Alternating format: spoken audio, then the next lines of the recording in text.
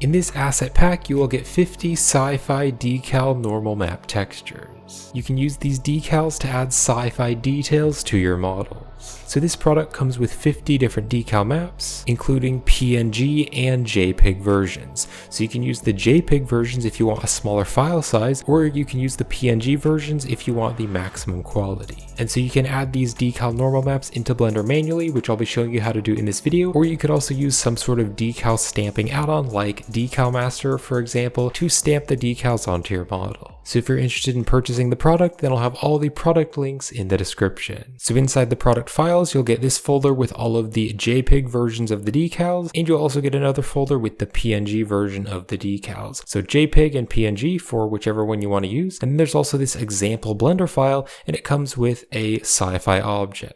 And so the Sci-Fi object has a few different decals applied to it. So you can see there's like these triangle ones, and there's like this vent one, and a bunch more Sci-Fi decals. So you can go inside this Blender file just to see an example of how I added the decals onto this model. So now I'll show you how you can add the decal normal maps into your project. So for example, I just have this simple metal cube. So I'm just going to click and drag from my file browser and drop in this vent normal. And so what I want to do is search for a normal map and drop this here. And we want to put the color into the color, and then the normal into the normal. And then what's really important is that you change the color space from sRGB to non-color, because any texture which isn't contributing to the base color needs to be set to non-color, and so normal maps need to be set to non-color. So now you can see the texture on the object. Now you can see the texture is repeating itself, so if you do want it to repeat itself, that's fine. However, if you don't want the texture to repeat itself, you can change this repeat here to extend. And this way there's going to be only one of the textures. So now what you can do is click right up here to go to Blender's UV editing workspace, and you can scale the UVs and you can move them around, and that's just going to place the vent where you want. So I can just stick this right up there. Now what if you have an object which is using a bump map? So for example, I have this noise texture, and the noise texture is plugged into the bump height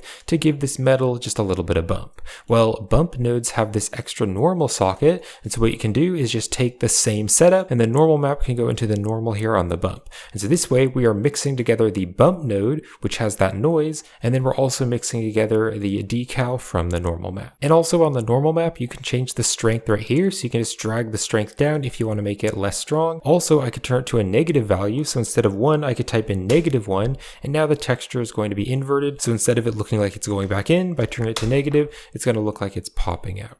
Now let's say that you want to add multiple decals to the same object within the same material. So what I'm going to do is just drag and drop from my file browser this other decal here, and then what I'll do is duplicate the normal map, drop it down here, and we can put the color into the color, and let's put the normal here into the normal so I can preview it. And then again, we want to set the sRGB to a non-color because it is a normal map. And then also if you don't want it to repeat itself, you can click on the repeat and change it to extend. So I now have this normal map and then also this normal map, and I want to mix them both together. Well, to do that, I need to search for the mix color node, and then let's select these images and drag them back here, and I'm going to drop this mix color right here after the first one. And then what I'm going to do is take this other UV map, and we're going to put that into the bottom one, and this one is going to go into the top one. So we can now delete this other UV map. Now on the mix type here, to mix them both together, we're going to change this to overlay. And we need to turn the factor all the way up to 1, because if you don't, the other one is kind of going to be faded away, so turn it all the way up to 1. So now we're mixing 2 normal maps together. Now you can see the textures are overlapping each other, and that is because they're using the same UV map. So we need to create 2 different UV maps to UV unwrap them and move them around separately on the object.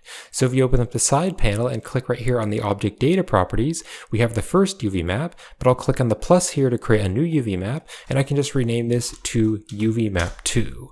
So now I can go to the add menu and I can search for the UV map node, and I'll duplicate this so there's 2 of them, and let's plug this one up to the vector and then this one up to the other vector. Now on the top one here, we can just choose the first UV map, but on the second one, we can choose the second UV map. So now we can just UV unwrap these separately. So if you click right over here to go to the UV editing workspace, what you can do is scroll right over here, and if you click here on this drop down, here's the second UV map. So I can select the UVs and I can just drag it down here, and I can scale it, I can re-UV unwrap it if I want to, but then if I want to edit the first one, I can click right here and select the first UV map, and I can scale this and move it around. So you can overlap them if you want to, and we can go back to the shading workspace, and now you can see we've mixed the 2 decals together. Now let's say that you want to mix a third decal together, or just continue to mix more and more decals together. Well, what you can do is select the overlay, and you can duplicate it and drop it here after this one.